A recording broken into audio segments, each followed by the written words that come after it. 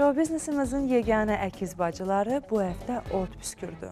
Estrada müğənnilərindən birini bacılardan biri ağ yudu, digəri isə qara sərdi.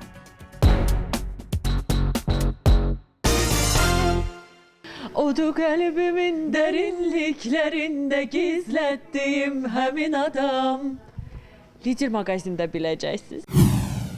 Səhnəmizin əkiz bacıları Sevil və Sevinç həmkarları Günay İbrahimli haqqında danışdılar. Mən əgər Günayın yerində olmaq istəsəm, mənim üçün o sənin ətrafındakı 5 nəfər insan sənə ulduz deyə müraciət edirsə, o demək deyil sən ulduzsan. Amma bu barədə az sonra. Xeyirli uğurlu olsun.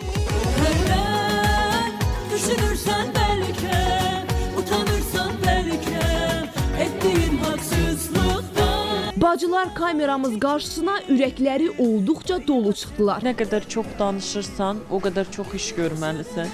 Biz fikirləşirik, elə danışdığımız qədər olmalıdır hər şey, onun üçün yerində hər şey edirik. Yəni çox danışmayacağım, idealı çıxmasın. Mən sizə deyim də, adam çox danışdıqca adam çox başı ağrıyır. Onun üçün az danış, işimi gör də.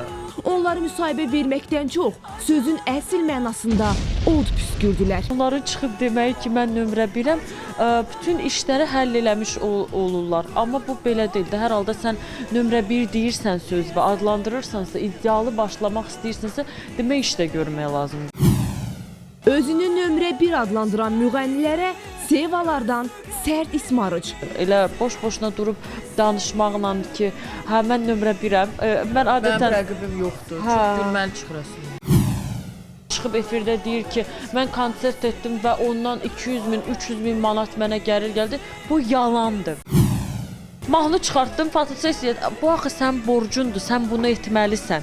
Buna yenilik demək olmaz, ondan sonra buna yeni iş demək olmaz. Sən sadəcə işimi vaxtında təqdim edirsən. Sevaların bu sözləri yəqin ki uzun müddət şou biznesdə böyük qalmaqallara səbəb olacaq. Mən əgər Günayın yerində olmaq istəsəm, demək mən Heydər Əliyev sarayında konsert istəmirəm.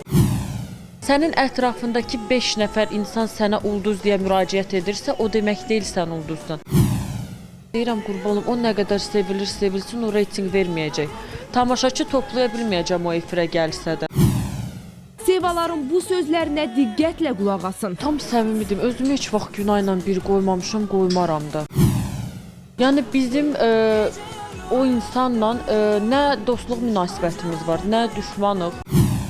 Mənim üçün o bu həyatda yoxdur, onun üçün də yəqin ki biz. Mən məsəl üçün Günay İbrahimlinin yolunu nə başlayıb, nə bitirmək istəyərəm. Nə başlayıb, nə bitirmək istəyərəm. Biraz da şəxsi həyatdan danışaq. Eyni hiss olubmu eyni insana qarşı? Yox, heç vaxt. Heç vaxt. Təbii ki, heç kəsin mən fikirləşirəm ki, ürəyi boş ola bilməz. Onu onsuz da siz bilməyəcəksiniz. Onu onsuz da siz görməyəcəksiniz. Amma deyəsən ifaçılarımız şəxsi həyatları barədə o qədər də danışmaq istəmirlər. Siz sadəcə barmağınızı görəndən Sadəcə sonra barmaqlarınızı görə bilərsiniz, amma həyat yoldaşımın heç bir şəklə heç vaxt yayımlanmayacaq. Yəni ki, o həmişə gizli qalmalıdır mənim üçün, mən belə düşünürəm. Mənim uşağımın şəkilləri, yəni ki, o heç biri. Bəs görəsən toydan bizi xəbərdar edəcəklərmi? Biz hətta düşünmüşük ki, Bakıda belə toy etməyəcəyik. Özdə mən demişəm, yəni ki, mən heç kəs dəvət etməyəcəm. Ən əsası odur ki, bu toy mənim toyumdur.